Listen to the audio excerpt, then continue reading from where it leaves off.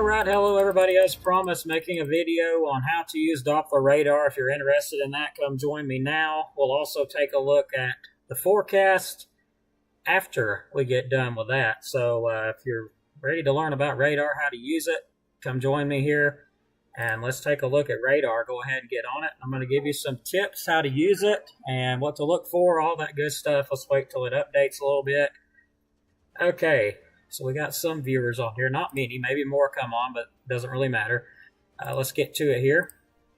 So how to use Doppler radar. So many people have been asking this today. Even, some of the ham radio operators contacted me today, and they're like, hey, would you mind showing how to do, use radar and all that good stuff? So I'm going to do it as slow and, as I possibly can. So right now, not really any thunderstorms out there. I wish there was because it would help me out a little bit. I may have to go further west where there is some thunderstorm activity. If there is any. Let's see if I can find any thunderstorm activity anywhere on the map here. And I believe we got some just to the northwest. Looks like a Little Rock. So yes, we have some thunderstorms there, shower thunderstorm activity here. So let's focus here on these little cells around Hot Springs area up there in Arkansas. This is not in our area, but this is up in Arkansas just for, pretty much to give you an idea what to look for. Okay, so what you're looking for here, you've got the reflectivity scan that's up. Make sure you can see that. I'm not sure. Okay, yes, you can see at the top left of my screen. It says Super Res Reflectivity. So when you're on Super Res Reflectivity, what you're looking at, pretty much what it's showing you is the rain, how intense the rain is. The red means very heavy rain. The orange means kind of moderate rainfall. The yellow is more on the light side, and the green is really light. The blue is just even lighter than that. So really, really light rainfall when it's blue. The colors kind of help you out a little bit on it. But let's move to some other tools. So what does all this stuff do? I know a lot of people ask, what in the world does all this mess here do? Which I myself asked that at one time. So what's the difference between the velocity and storm relative velocity? I've had a lot of people ask that. So with the velocity scan, more or less you're looking for damaging winds with the velocity scan. That's what I always switch to when I'm looking for damaging winds. These little cells here, not really seeing any damaging winds with them, but what does the storm relative velocity do? Well, basically it shows rotation. That's where you want to look. When you're looking for rotation in thunderstorms, that's where you're going to want to go. It's that storm relative velocity there. It shows you the rotation. Now, how do you tell rotation on, the storm relative velocity scan? Well, let me actually see if I can get a photo up really quick, and that might help me out a little bit since I don't have one. And I thought I saved some in here of the last event we had. So let me see if I can pull those up real quick. I could have swore I saved some. And I'm pretty sure I did, but I didn't set anything up because I wanted everybody to see it as I see it when I first come on. And I could have swore I saved those documents, but I may not have. So let's not waste any time. We'll just back out from here and go open up the web browser.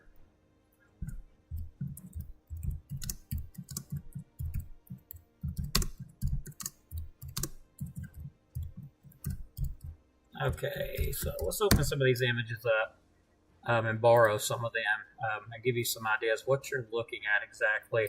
Okay, so here's a really good example of a tornado and rotation as well. Let me open that up. So I've got the image up now. I should be able to share it with everybody. So let me go ahead and see if I can. I may have to just select just a little bit of anything here to get it up. So I guess we'll select, oh my goodness. We'll just do this for now. Let me override this real quick. Okay, here we go. All right. So examples, when you're looking at Doppler radar, what to look for, okay? As you can see, the first scan is reflectivity. You're looking at the rain, and all that stuff, what it's doing. Now, what you're going to notice on the velocity scan here that we was just looking at is notice that blue area there as well as the red and the green. So basically the red and the green indicates winds going toward and away from Doppler radar. When they're this close together and you're seeing that blue, that's actually, rather a debris signature there. There's a tornado on the ground, a very large one right there, and you can even see it on the reflectivity. When you can see that on the reflectivity, you got a very intense rotating thunderstorm. When they're showing up on the reflectivity, you got something to worry about, because usually when they're showing up on reflectivity, the rotation's pretty intense. For the storm, the moisture and the rainfall to start wrapping up into it, it's got to be a pretty strong updraft and rotation going on there for it to do that. So with this cell, very classic. You can see the rotation going in, wrapping around, and that little bitty purple dot there is actually the center of the tornado that you're seeing on reflectivity. Velocity shows it a lot better. Look at that blue. There's your debris. Also, there's your two couplets together, the red and the green really close together. I'll use another demonstration here that might be a little bit better than that one. Let's see if I can find it. A little better example here. Really good little example here. So this here, give you a little bit of a heads up here too. Let me find where I saved that at. Okay. Yeah, this thing's kind of complicated sometimes, so let's see if I can bring it back up. This will kind of give people a little better idea too what to look for. So let's open that next image up if it will let me. Okay, there we go. So let me drag this out a little bit and enhance what you're looking at here. So remember when I'm saying there's an inflow notch? Like I say there's an inflow notch a lot. I'm sure people that's watched my live have heard me say I'm looking for a notch.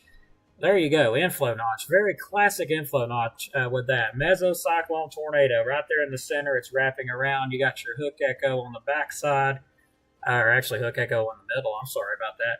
And yeah, just overall, that's a very intense signature on radar. If there's a tornado, I mean, very classic signature there. We've seen stuff very similar to that with the last event that we had. Now let's take a look at it on the reflectivity, what that looks like. Or not reflectivity, but velocity. I apologize. Let's look at the velocity on that. So let's load that up. There's the velocity image. And basically what you're looking for, anytime you're using the storm relative velocity and you're looking for rotation, this is very similar to what you're going to be looking for. Look for the bright colors. That's what I can tell everybody, the bright colors. Pay attention to the bright colors being close together like this. When you've got the green, and bright red really close together like this, and everything else around is green, as you notice, green there. Or in some cases, everything is red, and then you've got the green there, just really close to green and red like this. Pay attention to that. That's very classic signs of a tornado right there. Very close couplets. That's what they mean by couplets. You've got the bright green, and then you got the bright red. There's your indication. Inflow notch, mesoscale tornado right there in the center of it. Now, hopefully that helps you out a little bit. Now, let's move on and take a look at what correlation coefficient would look like. I know a lot of people have heard me use that, so let's move to that.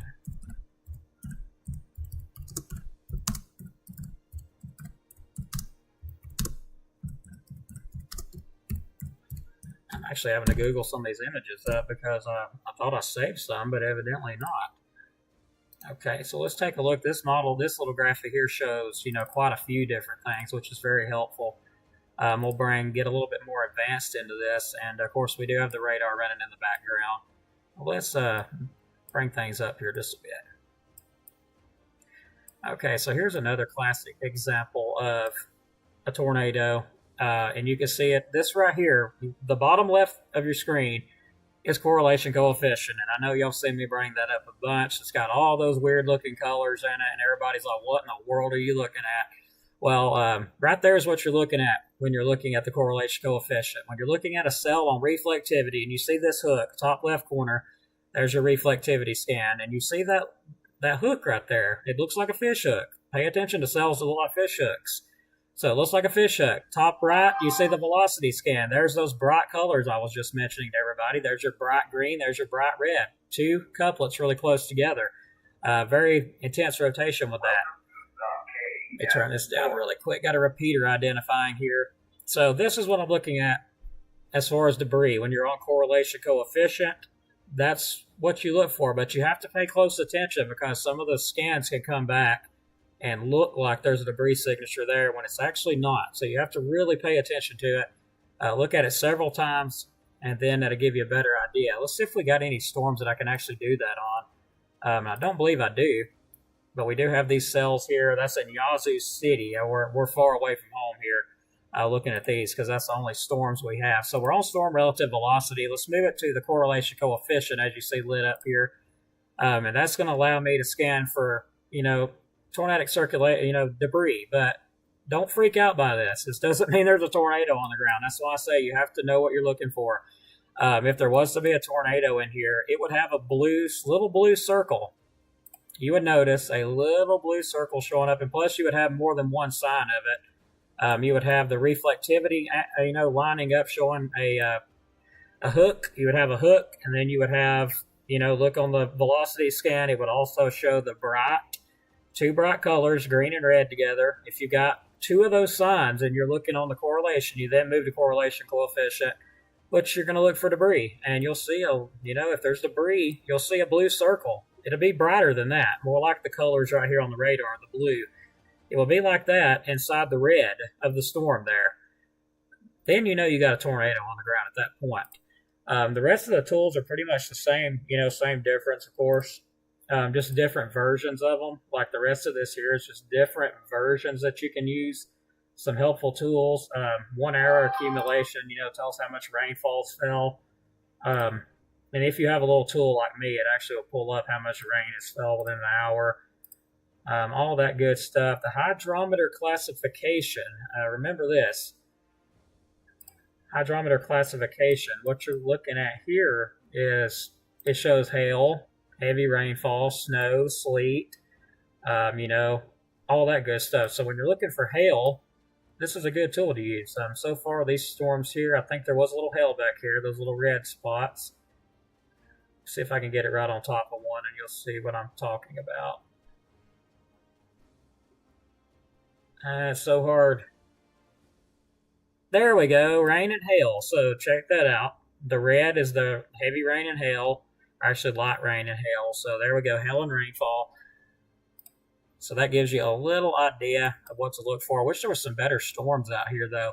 But my best thing, if you're not wanting to get into radar heavily like that, and you just want to know what's going on in your area, just stay on the reflectivity. Like if you have no interest in seeing if there's rotation or anything like that, best bet is to stay on the reflectivity scan and make sure that you use a radar, close by. Don't use one really far off. Like if you got storms, let's say, let me adjust here. So let's say I'm shooting from Huntsville. Each radar pretty much has its own radar beam on vantage point. So I'm shooting from Huntsville. I'm seeing this activity way out here. So the further away the beam is, the higher up the beam gets. So let's use this for an example. We have the beam not very high here. This pretty much tells you exactly that, the beam height. So over Marshall County, the beam looks like 2.5 KFT. I'm not really sure how high that is, but the further out you go, the higher up the beam of the radar gets. Look at that. Really high up. So the further away, the less accurate that you're going to be seeing things go on the ground. So that's why you're going to want to use your closest radar. So if we have thunderstorms developing in Huntsville, this radar, is perfect for Decatur, Hartselle, Russellville. It's pretty far out, but it still it'd show quite high up. So you'd want to switch to a radar closer by.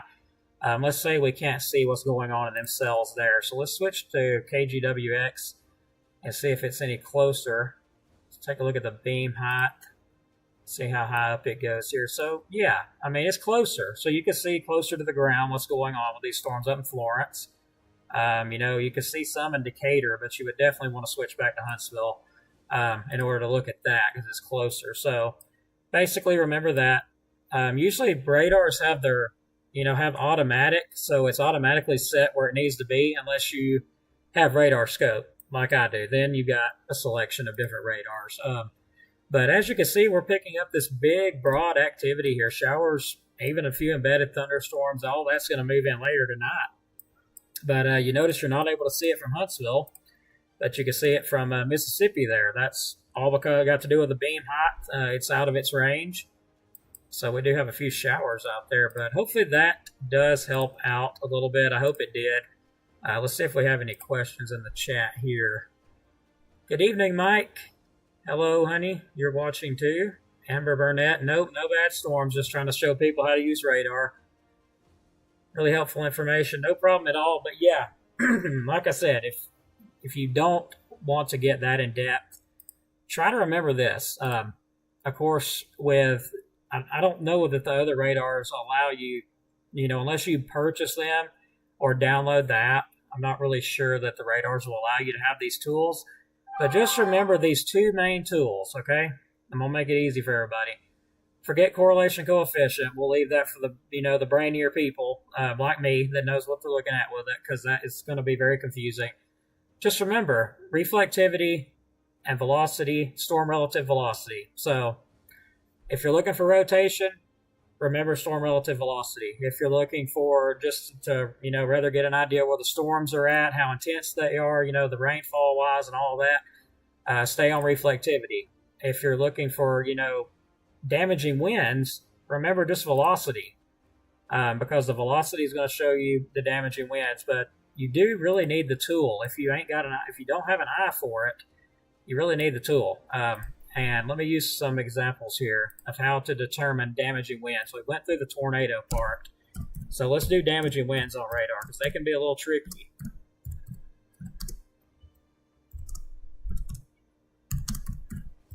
And I will also give you some examples of how to tell damaging winds on reflectivity too, because you can automatically pick it up pretty well on reflectivity before you even use velocity. You can pick it up without using velocity most of the time. Okay, so let's take a look at this. And this one right here,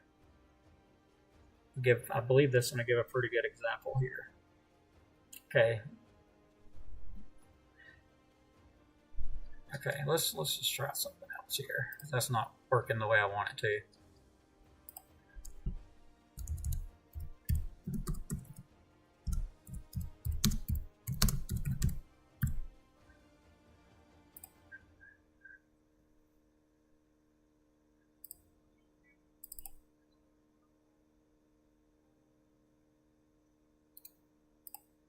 And again, I don't know everything there is to know about radar. I'm sure there's always somebody out there that knows more than I do that could probably learn me a few things. So there's always somebody out there smarter. Just let me put it that way. I don't know everything there is to know, but I know a good bit about it. How to basically, use the basics and stuff like that of it. But let's use this image here, for instance. So looking at this image, I would say, I don't see anything really, so nothing majorly, damaging going on here. But except for this area right here. I'm not sure if you can see my mouse, but you notice where it kind of bows out a little bit. Like it looks like a bow just a bit. If you've ever seen a bow and arrow or minus the arrow, it looks like a bow. So that gives you a little idea. That's what you're going to want to look for, is that bow echo. Let me see if I can find a better image that might be a little bit better than that one. Let's see here.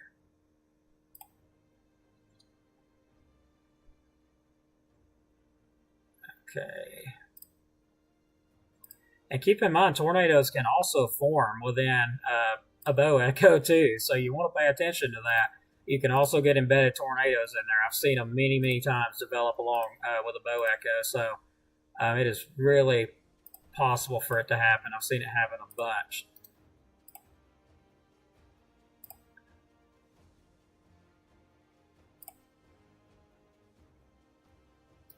Okay, that's a pretty good little example there. The National Weather Service has up, so let's get that up.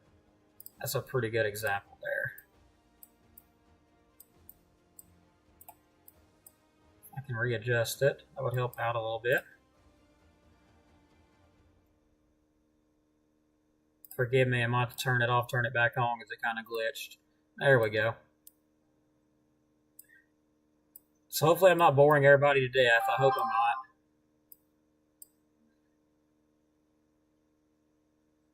Yeah, I've heard about the NMA being very active as well. I've actually been talking about that. But as you see with the bow echo, we got a good little bow echo going on right here. Looks just like a bow.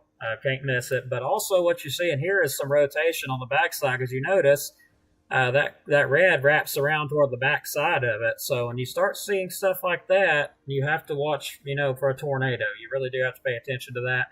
And I hope you can see my little cursor here, but if you can't, look at the little curve there. It kind of curves back, and that's what you want to pay attention to when you start seeing stuff like that show up on the radar. You can have some rotation going on there. Sorry, just reading the comment here. Well, luckily we will have some storms, but I don't think any of them will be severe. But hopefully this does help you out if you want to know how to use the radar. Hopefully that does help you out. Reflectivity, most of the time with reflectivity, if you got a really strong rotation, you can tell it just by looking at the reflectivity. It does take some time to learn how to do it, though. Not right away are you going to be able to do that. Adam Wheaton should take some time off of work and go on a few storms. Yeah, I heard that. We haven't really had any, activity lately. I really wish I could find that cell that I was tracking. Now, I'm going to go on my page because this cell is like the absolute most photogenic I have ever seen. I actually snapshotted several photos of it because I could not believe how it looked on the radar. So let me move. Okay, I've actually got it right here. So let's get this up. Like the absolute most photogenic cell that I've seen since April 27, 2011. Was the one that started moving through Henniger. If I can get it up. Okay, hopefully I'll be able to get this up. And I think I've got several images of it. This was actually before it even moved into not 5, but I'll get to it. I'll think of it right here in a minute. Henniger. So I got a few images I would like to share of this cell here. And this one's like absolutely amazing. Can we back off? It actually ended up turning into a C at one time. Like it actually made a C, which was pretty neat because my first name, starts with C. Most people know that my first name is, starts with C, so pretty neat. Anyway, let's get the image up here. And again, this is not happening right now. I'm just trying to teach everybody how to use radar. So this is not going to fit in the entire screen, unfortunately. But just take a look at that. That is like a cinnamon roll almost. Like that is the most rotation I have seen in a storm since April 27, 2011. Like this is the last time I've seen a cell rotate like that. That was over toward the Gurley area and I believe toward Jackson counties where that was headed. That's the same cell that produced the EF3 in Henniger. So that right there is when you're looking at that on reflectivity and you see something like that and it's coming your way, you best be underground and you best stay there till it passes because this is something you don't see very often. Like that is a extremely intense inflow notch going on there as well as the hook. You can see that just plain as day. And I've got another image I'll share here.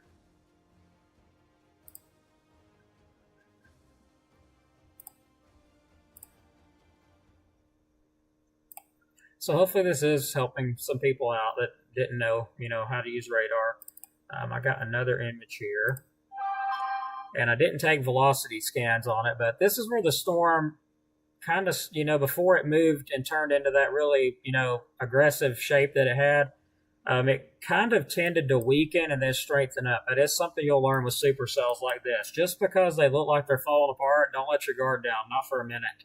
Supercells like this, they weaken and then they cycle right back up and produce usually a large tornado once they recycle back up. But it may take them just a little bit. So if you see that hook, pay attention to it. Don't take your eyes off of it. And when you get under a warning, for goodness sake, don't sit out there like me and try to take photos of it unless you're not in the path of it. So one more final image I'll share. This one's one I'm going to definitely put up on my wall. I said that night that storm was trying to call my name, and it literally spelled a backwards C before producing an EF3 in Henniger. Crazy. Right there's Henniger on the map. So pretty crazy. It produced a C right before it hit Henniger. I'm just, my gosh, like what is going on here? But yeah, just plumb crazy. But let's get back to radar, take a look across the area, get out of velocity, storm relative velocity. But I do hope this helped people out. I will have some, extra tips and stuff on what you can do. I really wish okay, we do have a tornado warning storm down here. That is great. Well, it's not great, but this is well far away from us. So let's see if the radar will even load it up. And it doesn't look like it's wanting to. Okay, classic. Exactly what I'm needing for my demonstration. So everybody, you see this? More than likely a tornado is happening right now with this cell, and I'll be able to outline it. Watch this. Look at that wrap up. Now this is with damaging winds here. What you're seeing here is, let me see if I can circle it back. Right here is some damaging winds, and you'll notice, look at this curl right there. Look at that. Right there's your tornado. Guarantee if I check, look at that velocity. Look, right there. There was a tornado that had touched down very briefly, and I will show you how you can see that. I can detect it this far away. This is really close to the radar beam, but yeah, right there was your tornado. Very quickly. Pay attention to the color change right here. Right there's your tornado. See if I can slow the scan down a little bit so it's not going by so fast. Okay, so there's an area of damaging winds. That's what damaging winds look like on Doppler radar. We got 59 miles per hour, 63. That's what a pocket of damaging winds look like on Doppler radar. Let's slow that scan down again, see if I can back it up so you can see the rotation. Okay, right there. Right there's your tornado, my friends, right there. You got the classic signature on radar, so there was a tornado down there just a little while ago. Let me zoom back forward here. Okay, so we got damaging winds there, and then all of a sudden it just wraps up into a tornado, which you can start to see it happen right here. You got your inflow notch already going on here. So you can start to notice something happening right there. Move forward, it's wrapping a little more, a little more, a little more, and then, wow, look at that tornado. Nice little inflow notch going on there. And right there, there's your little tornado right there. So hopefully that helps you out. Move it in full speed so you can see it on reflectivity, and that now let's use the correlation coefficient to officially see, you know, if I'm able to, if it'll even let me use it. This radar down here may not offer that, and I don't know that it does. No, it doesn't offer correlation coefficient down there for some reason. So some radars will allow you to use it and some won't. And it seems like it's stuck in digital velocity. It must be the type of radar system it is. See if I can find a better radar system here, and not really seeing one.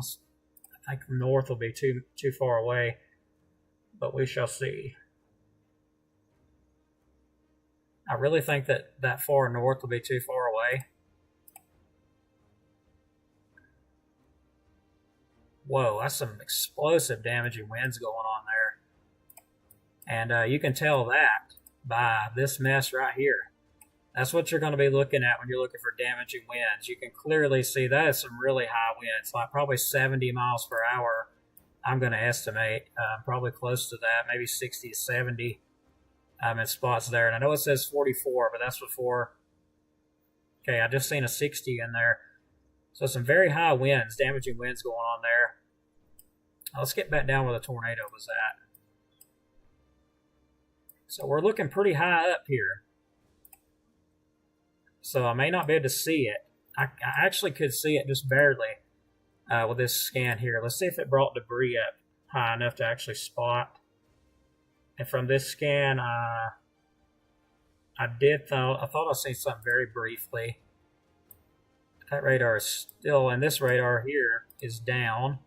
So basically that's the only one we got, is that radar there, and it doesn't offer to let me use correlation. That really sucks. But there was a tornado down there. Tornado warning for 6 minutes. But I'm very glad that I was able to show you what exactly it looks like in real time.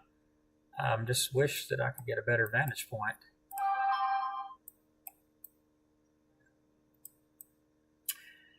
Okay. So yeah, I can't use wait a minute, what in the world just happened? Okay, never mind. Sorry about that. Wrong radar. Okay, wait. I did believe I just saw a debris signature there really quickly.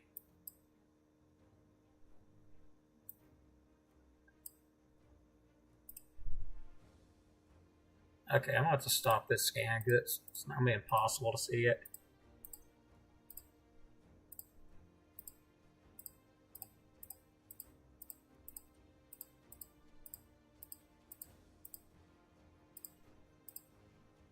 Yeah, I know I'm not losing my mind here. I'm pretty sure, I'm pretty doggone sure I saw it.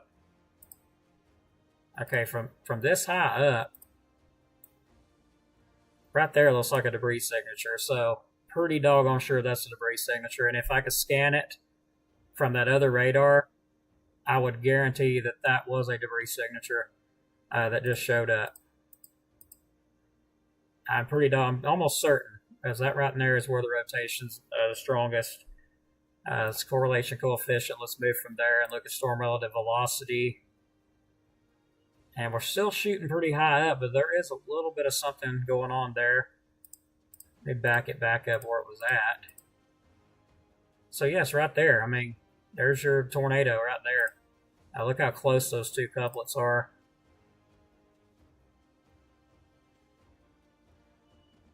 So yeah, very brief tornado there. Which it may be more than brief because I'm shooting pretty far away. So if we could use this radar down here, we will be able to see it really clearly. But still, that's pretty high up. Hopefully that does help you out a little bit, though. And let's focus more on the damaging winds now that we went over the tornado.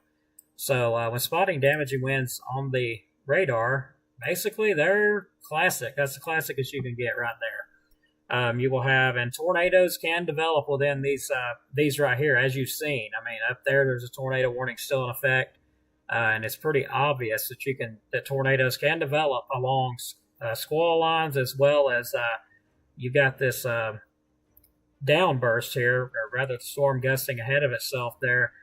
Some very high damaging winds right in there, gusty to damaging winds potentially, and looks like there is a warning out for that. So yes, anytime you see that, you know you got damaging winds, strong to damaging winds coming your way.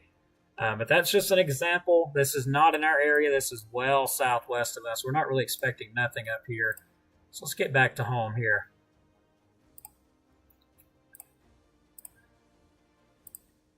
So hopefully that helped out. I really hope it does. For those of you that, I may have been going a little too fast for, I may have been going a little bit fast. So feel free to go back and watch the video and, learn a bit about it. Hopefully that helped out.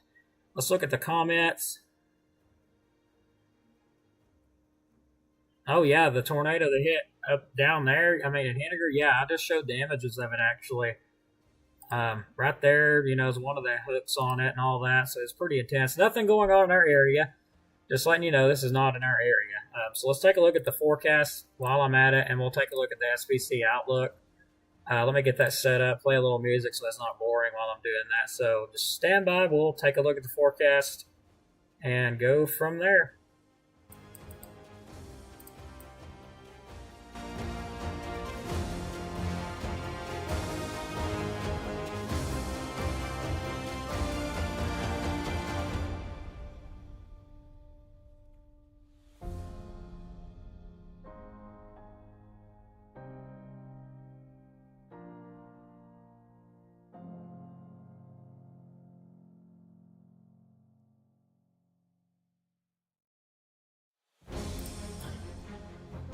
All right, so let's have a look really quick at pretty much same difference. Not a lot's changed at all. And make sure that that is current, because sometimes it has a habit of doing it's the way it does things the way it wants to do it sometimes instead of the way I want it to do it.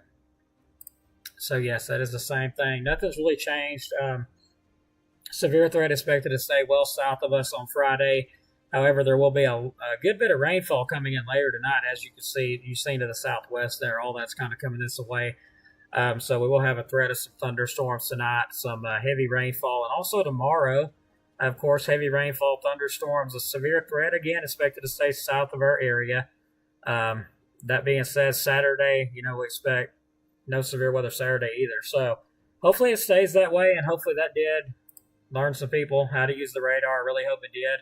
So thanks, everybody, so much for watching. I'm going to get on off of here and share the video. Like and subscribe. Share the video. If you haven't subscribed to my YouTube, go ahead and do that. I'd appreciate it.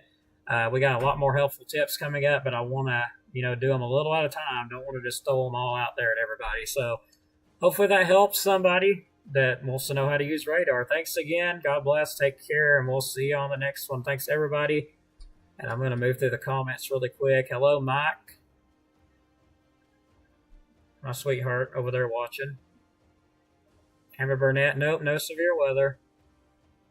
Thank you, Lisa. Glad I could help out. Janice, thanks for watching. Mike, I kind of figured you'd joke around about that. Thanks, Mike. Hope you're well up there. Thanks very much, Adam Wooten. I appreciate that. Thanks, Kim Pendergrass. I appreciate that too. Okay, take care, guys. Have a good night, and I'm going to sit back and relax and enjoy the rain. I'm ready for it. We'll see y'all later. Take care, and we'll see you on the next video. Thanks.